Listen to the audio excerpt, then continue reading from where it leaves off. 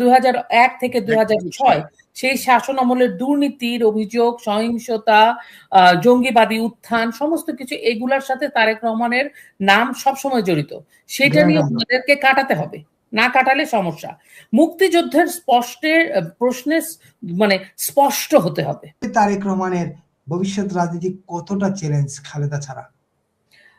আমি ছোট করেই বলি, তারেক রহমানের ভবিষ্যৎ রাজনীতিতে আমি 4-5টা পয়েন্ট যদি উল্লেখ করি।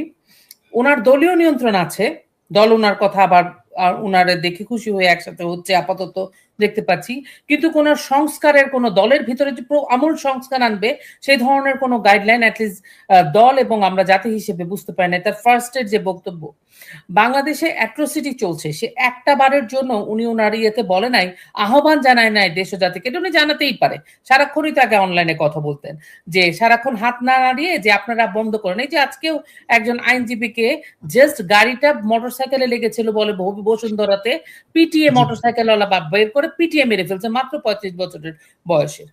তারপরে এটা হচ্ছে সেকেন্ড, তাদের কোন সংস্কারের কি করবে সেটা করতে হবে আর কি বিএনপিকে। দ্বিতীয়, অতীতের যে বোঝা, বিশেষ করে 2001 থেকে 2006 সেই শাসন আমলের দুর্নীতির অভিযোগ, সহিংসতা, জঙ্গিবাদী উত্থান সমস্ত কিছু এগুলার সাথে তারেক রহমানের নাম সবসময় জড়িত। সেটা নিয়ে আমাদেরকে কাটাতে হবে, না কাটালে সমস্যা। মুক্তিযুদ্ধের প্রশ্নে মানে স্পষ্ট হতে হবে।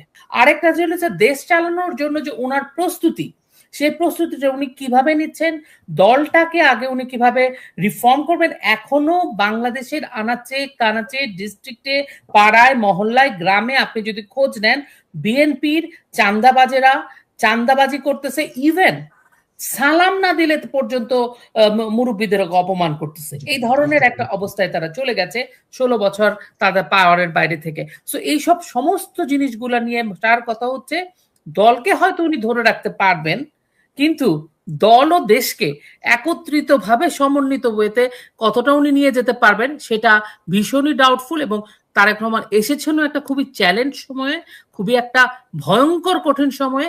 এই বৈতরণীটা ওনাকে খুব ট্যাক্টফুলি পার হতে হবে। একেবারে।